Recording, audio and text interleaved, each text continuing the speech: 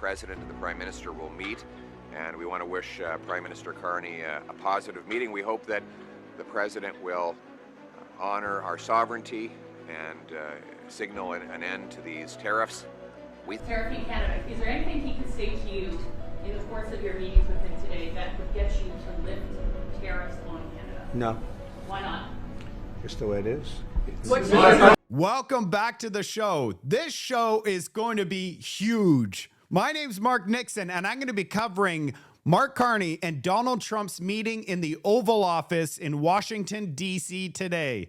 And surprise, surprise, Mark Carney did not get Zelensky today and publicly shamed and chaos. Why? It's because he praised Donald Trump and kissed the ring and called him a transformational leader. Mark Carney's entire campaign was anti-Trump. Fight, fight, fight. Canadians elected him so that he would take on U.S. bullying. I would love to hear from the elbows up crowd today. How do you think Mark Carney did during this meeting? I would say it was a win that he didn't get Zelensky'd. Trump actually took a moment and laughed about the Zelensky situation and said, today we're not going to go there. We're friends. But he said Canada is our 51st state. This is going to be an educational and informative report. If you don't want to miss any of my future updates, smash that subscribe and notification button, comment and like and share. That's the best way that you could support my work. Let's go.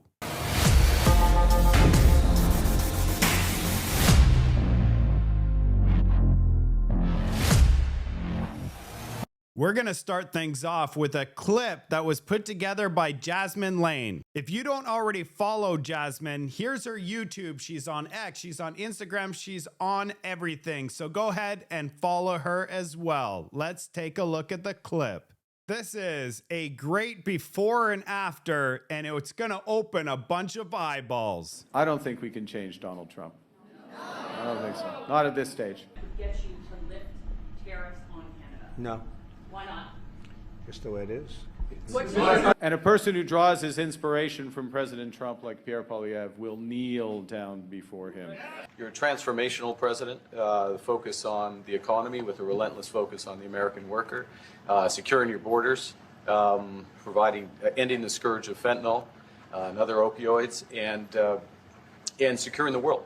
Before he stands up to him, he's in sync with President Trump.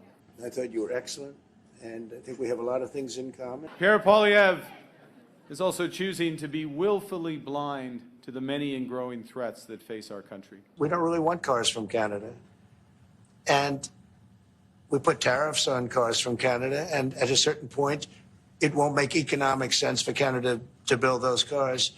And we don't want steel from Canada because we're making our own steel, and we're having massive steel plants being built right now as we speak. We really don't want Canadian steel, and we don't want Canadian aluminum and various other things. What the big companies are producing, by and large, are not products that we are consuming. There's some element of that, but by and large, you know, a steel company, how much steel are you using these days, Todd? I mean, not as much we used to. So anyway, Trudeau, when I spoke to him, I used to call him Governor Trudeau. I think that probably didn't help his election, but when I spoke to him, I said, so why are we taking your cars? Why are we taking we want to make them ourselves. I mean, I said, and if the price of your cars went up, or if we put a tariff on your cars of 25%, what would that mean to you? He said, that would mean the end of Canada. He actually said that to me. And I said, that's a strange answer, but I understand his answer. But no, I mean, it's hard to justify subsidizing Canada to the tune of maybe $200 billion a year. We protect Canada militarily, and we always will. We're going to, that's not a money thing.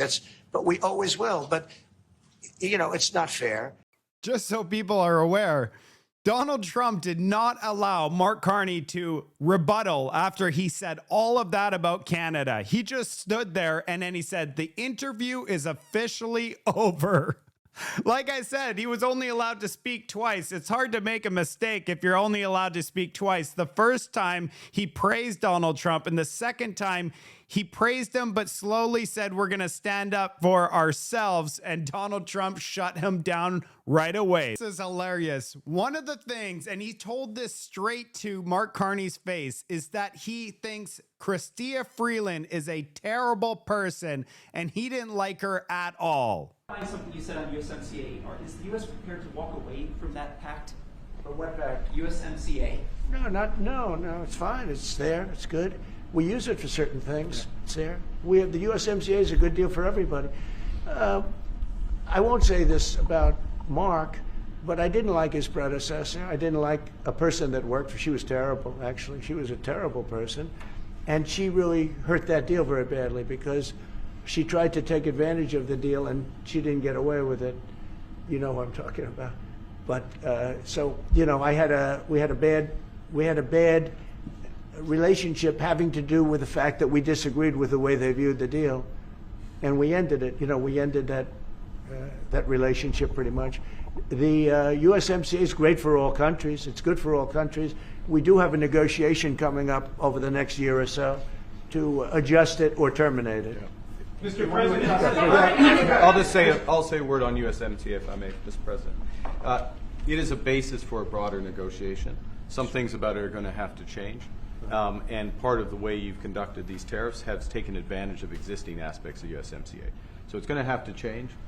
There's other elements that are come, and that's part of what we're going to discuss. Right. So you just saw the second time that Mark Carney was able to speak.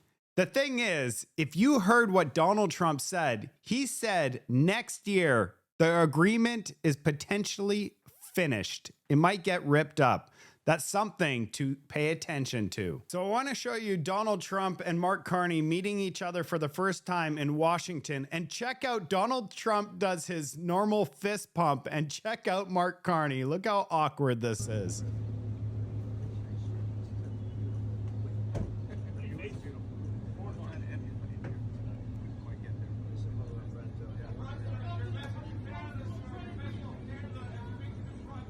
There it is. Oh my goodness. Let's look at that again. What do you think, Canada? Was that a good fist bump by Mark Carney? Mark Carney is #1 woke. He absolutely loves woke, and Donald Trump despises woke. There is a tremendous difference. And when Mark Carney started defending Canada, right away, Donald Trump shut him down and then started going full tilt nonstop on woke. Let's take a look. There's a fever gripping America. And while it rages, Canadians will remain resolute and true to our values. While America engages in a war on woke, Canadians will continue to value inclusiveness. And then if you weren't, if you didn't have, and I don't want to be a wise guy, but if you didn't go with the DEI, if you didn't go with all of the different things woke, if you weren't woke, you couldn't even use the money. You had to have a certain percentage of this and that and that and that. It's impossible to have. The companies actually complained to me. They say they gave me all this money, but nobody can get these people to do anything. I mean, look, President Obama, and if he wanted help, I'd give him help because I'm a really good builder and I build on time, on budget. Just for reference, Mark Carney is sitting right next to Donald Trump. We can't see him, which is quite unfortunate because if we could see him, oh boy. He's building his library in Chicago. It's a disaster. And he said something to the effect, I only want DEI, I only want woke. He wants woke people to build it. Well, he got woke people, and they have massive cost overruns. The job is stopped. I don't know. It's a disaster. And I don't like that happening because I think it's bad for the presidency that a thing like that should happen. He's got a library that's a disaster. And he wanted to be very politically correct, and he didn't use good, hard, tough, mean construction workers that I love, Marco. I love those construction workers. But he didn't want construction workers. He wanted people that like never did it before, and he's got a disaster in his hands. Like millions of dollars, really many millions of dollars over budget. and I would love to help him with it, or somebody else. I could recommend professionals, but it was not built in a professional manner. By the way, What do you think Mark Carney's thinking right now? In California, a little train going from San Francisco to Los Angeles that's being run by Gavin Newsom, the governor of California. Did you ever hear of Gavin Newsom? He has got, that train is the worst cost overrun I've ever seen. It's like, What do you think's going on in Mark Carney's mind right there? He's sitting there going, oh boy, I was hoping he was going to talk about wokeism. totally out of control. So then they said, all right, we won't go into San Francisco. We'll stop 25 miles short. And we won't go into Los Angeles. We'll stop 25 miles short. It's hundreds of billions of dollars for this stupid project that should have never been built. And then they realized that it would have been a lot less costly if we just gave limousine service back and forth and gave it free. They would have saved hundreds of billions of dollars. They have airplanes that go there for one 1/100th the cost. And they have cars. They have a thing called the highway that goes back and forth. It's not fully utilized. And they got involved with this project. And Gavin, you know, I always liked Gavin. I had a good relationship with him. I just got him a lot of water. You know, I sent in people to open up that water because he refused to do it. And we just got him a lot of water. If they would have had that water, and if they would have done what I said to do, they wouldn't have had the fires in Los Angeles. Those fires would have been put out very quickly. But if you think about it, and you got to take a look at this, it's the worst cost overrun I've ever seen. I've watched a lot of stupid people build a lot of stupid things, but that's the worst cost overrun I've ever seen, what's happening between San Francisco and Los Angeles. And you ought to ask about that, because this government is not going to pay. I told our very great new Secretary of Transportation, he's doing a good job, Sean Duffy, I said, we're not going to pay for that thing. They are just, it's out of control. This is something that you don't have things like this. It's not even conceivable. Like 30 times over budget, 30 times. It's the craziest thing and now it's hundreds of, it was supposed to be a simple train. And I think the media should take a look at it. And I'd love him to run for president on the other side. You know, I'd love to see that. But I don't think he's going to be running, because that one project alone, well, that and the fires and a lot of other things, pretty much put him out of the race. Mark Carney didn't have anything to say. Actually, after that, he wasn't able to speak for the rest of the time. But first, remember when Mark Carney said that Donald Trump respected Canada's sovereignty, and he never mentioned the 51st state in their first phone call meeting? And then this. You had said that Canada should become the 51st state. Were you joking? No. Well, I still believe that, but you know, it takes two to tango, right? But no, I do. I mean, I believe it would be a massive tax cut for the Canadian citizens. You get free military, you get tremendous medical cares and other things. There would be a lot of advantages, but it would be a massive tax cut. And it's also a beautiful, you know, as a real estate developer, you know, I'm a real estate developer at heart. When you get rid of that artificially drawn line, somebody drew that line many years ago with like a ruler, just a straight line right across the top of the country. When you look at that beautiful formation when it's together, I'm a very artistic person, but when I looked at that beauty, I said, that's the way it was meant to be. But, you know, I do feel it's much better for Canada. But we're not going to be discussing that unless somebody wants to discuss it. I think that there are tremendous benefits to the Canadian citizens, tremendously lower taxes, free military, which honestly we give you essentially anyway, because we're protecting Canada if you ever had a problem. But I think it would really be a wonderful marriage, because it's two places that get along very well. They like each other a lot. And right after Donald Trump said this, that's when Mark Carney was allowed to speak. And he said, we will never sell Canada to the United States. And Donald Trump responded with, never say never. And here's a picture of Mark Carney when Donald Trump said he wants to make Canada the 51st state. He was like, oh God, I wish he didn't do that. And that's when he immediately went from elbows up to elbows down. Here is Mark Carney's response to Donald Trump suggesting Canada become the 51st state. They get along very well. They like each other a lot. Well, if I may, as you know from real estate, there are some places that are never for sale. That's true. We're sitting in one right now, Buckingham Palace that you visited as well. That's true. And having met with the owners of Canada over the course of the campaign last several months, it's not for sale, won't be for sale ever. But the opportunity is in the partnership and what we can build together. And we have done that in the past. And part of that, as the President just said, is with respect to our own security. And my government is committed for a step change in our investment in Canadian security and our partnership, and I'll say this as well, that the President has revitalized international security, revitalized NATO, and us playing our full weight in NATO, and that will be part of it. And they have, I must say, Canada is stepping up the military participation because Mark knew, they were low, and now they're stepping it up, and that's a very important thing. But never say never. Never say never.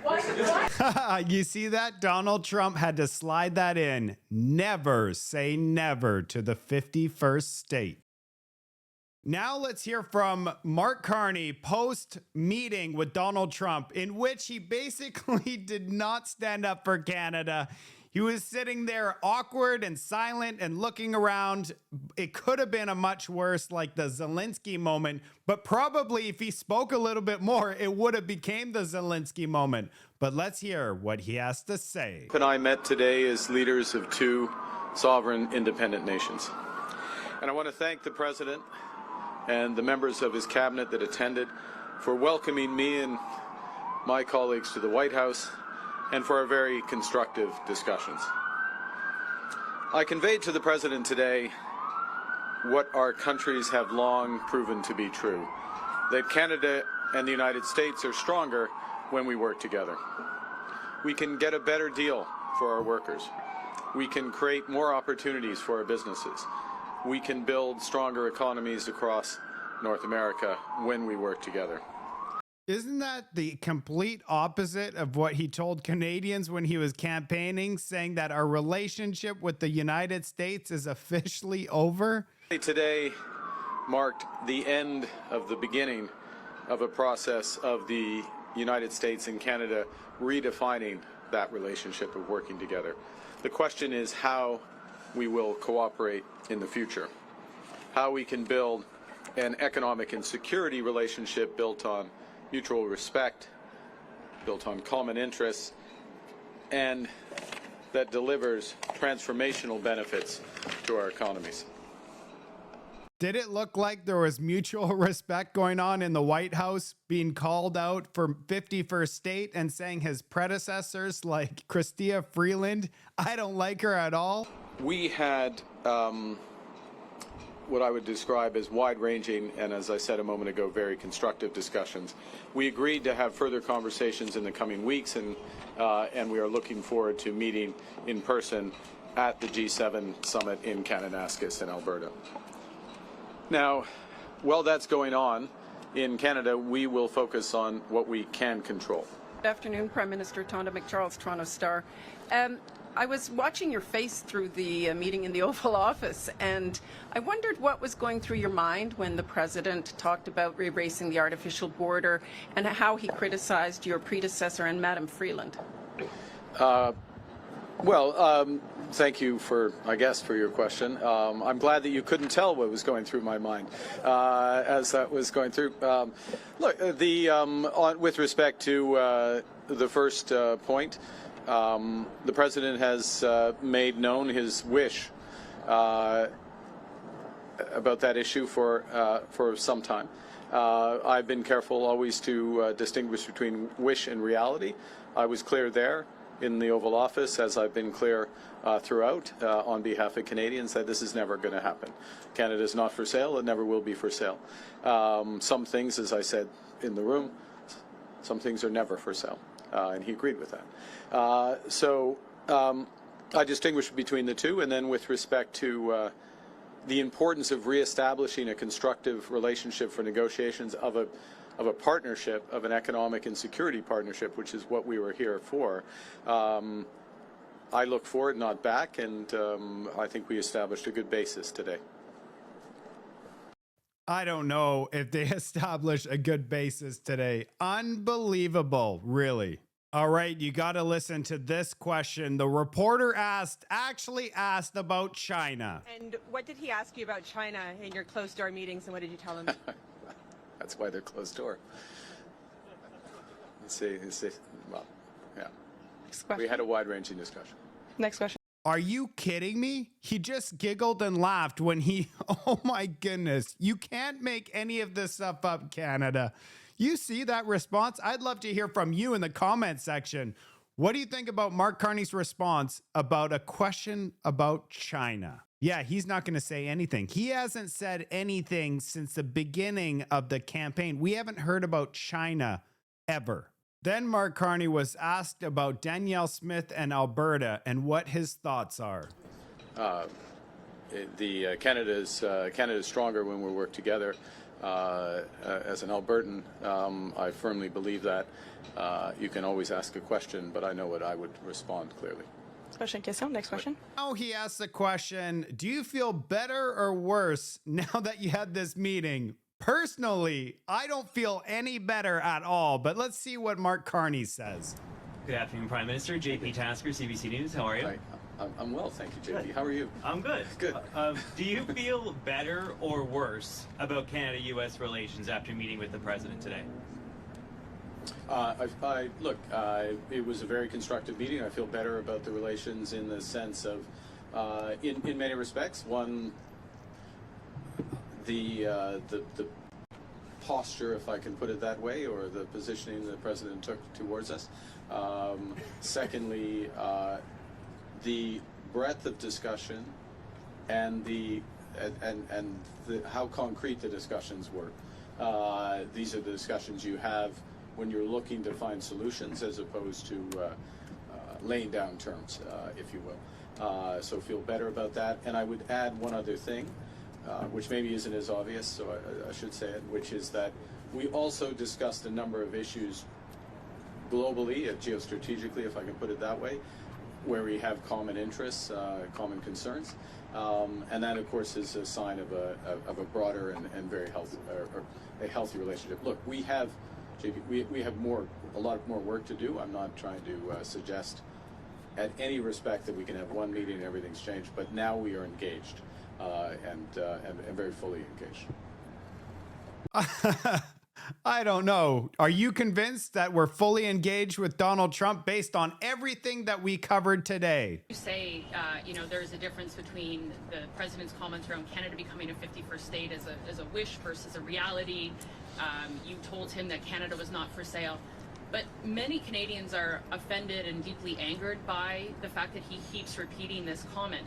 So have you asked the president to stop calling Canada the 51st state? Yes. When did you ask him? Today. Okay, specifically, what did you ask him? Exactly what you just said. But what words do you use? How did you ask him? Look, I gave you an answer. Do you have a follow-up? En français. What was his answer? En français. Look, I don't know. He's the president. He's his own person. I would go back to showing the difference between a wish and a reality. We're very clear. I've been very clear publicly, consistently. I've been very clear in private. It was clear again in the Oval Office. We'll be clear throughout. The president, he understands that we're having a negotiation between sovereign nations, and that we will only pursue and accept a deal that's in the best interests of Canada, not just in the short term, but in the medium and long term for Canada. Do you think Donald Trump is respecting Mark Carney by continuing his statements about the 51st state? I'm not buying it whatsoever. I think Donald Trump thinks Mark Carney is a liberal, and that is why he wanted him to be elected. I don't think that Donald Trump would be speaking to Pierre Poilievre, the 51st state, in the same kind of tone if we elected the conservative government. It would have been a completely different meeting, in my opinion. So what did we get today? We got zero, and I mean absolutely zero tariff relief. We have no handshake deal whatsoever. We just got a polite standoff with several threats of annexation. Mark Carney smiled throughout, but make no mistake, the pressure has just begun. If you want to know how this all plays out and want to stay informed, make sure you subscribe to my channel. I'm going to be locked in on this information. I'll see you on the next report.